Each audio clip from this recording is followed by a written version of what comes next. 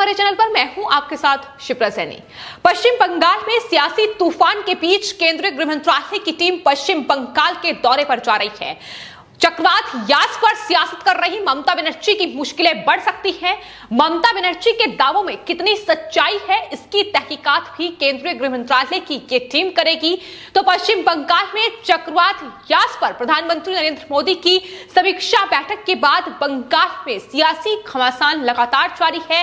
ममता बनर्जी और केंद्र सरकार आमने सामने है, लेकिन इस बीच पश्चिम बंगाल से बड़ी खबर यह है कि केंद्रीय गृह मंत्रालय की टीम पश्चिम बंगाल के 3 दिवसीय दौरे पर जा रही है। आपको बता दें 7 सदस्यीय टीम है जो पश्चिम बंगाल का दौरा करेगी और जाहिर तौर पर केंद्रीय गृह मंत्रालय की यह टीम हाल ही में चक्रवात यास को लेकर क्या नुकसान पश्चिम बंगाल में हुआ है, इसका आकलन करेगी।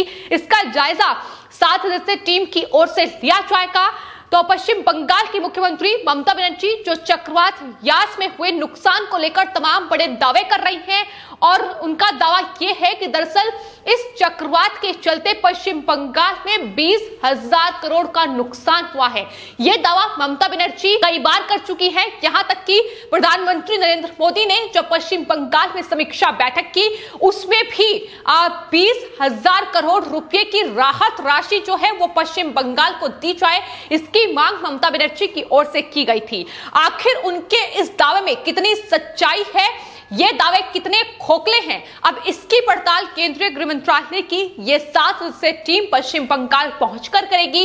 जाहिर तौर पर जो यास चक्रवात से प्रभावित पश्चिम बंगाल के इलाके हैं, फिर चाहे 24 परगना हो या पूर्वी मैत्रीपुर हो, इन तमाम इलाकों का दौरा केंद्रीय गृह मंत्रालय की ये टीम करेगी।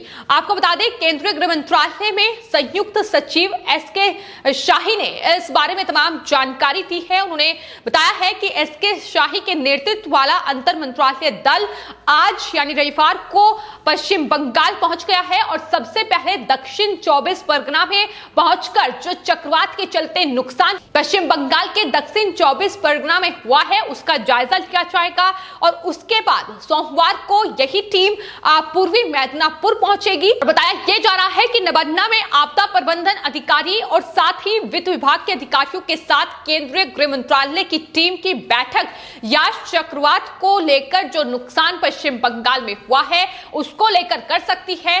तो यह बड़ी खबर पश्चिम बंगाल से है। जाहिर तौर पर यास चक्रवात के बाद जिस तरीके से सियासी तूफान इस वक्त पश्चिम बंगाल में आया हुआ है, प्रधानमंत्री ने समीक्षा बैठक की थी।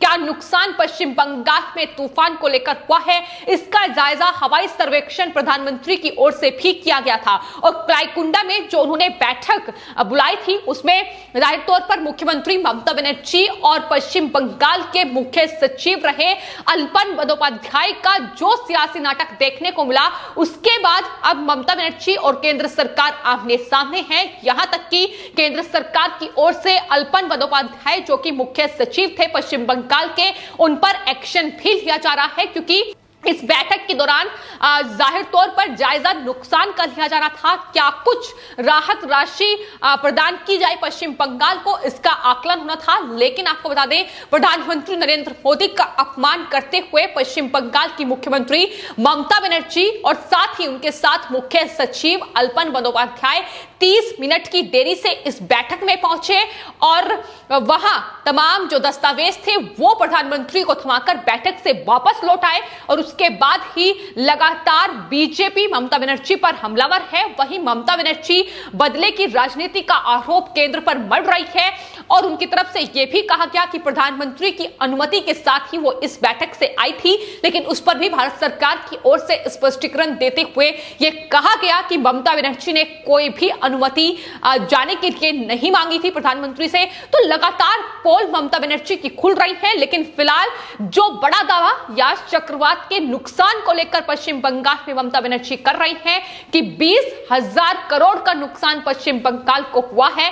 आखिर उनके दावे में कितनी सच्चाई है या फिर कितने खोखले हैं, अब इसकी पड़ताल केंद्रीय गृह मंत्रालय की ये टीम करेगी जब वहां आला अधिकारियों के साथ आपदा प्रबंधन अधिकारी और साथ ही वित्त विभाग के अधिकारियों के साथ ये बैठक पश्चिम बंगाल के चक्रवात प्रभावित इलाकों में केंद्रीय गृह मंत्रालय की टीम की होगी। तो आपको बता दें, केंद्रीय गृह मंत्रालय की ओर से जो जानकारी अधिकारियों की तरफ से दी गई है उसमें ये बताया गया है कि दक्षिण 24 परगना के साथ साथ केंद्रीय दल पूर्व मेदिनीपुर में दीघा और मंदारमनी का दौरा करेगा। ये भी जानकारी दी गई है। अधिकारी चक्रवात यास के कारण हुए नुकसान को लेकर अपनी रिपोर्ट केंद्रीय गृह मंत्रालय की इस 7 सदस्यीय टीम को सौंपेंगे और तमाम जानकारी एकजुट करने के बाद तमाम जो चक्रवात यास को लेकर नुकसान बंगाल में हुआ है उसका आकलन करने के बाद बताया यह जा रहा है कि उसके बाद 9 जून को ये जो दल है, ये जो टीम है वो दिल्ली वापस लौटेगी।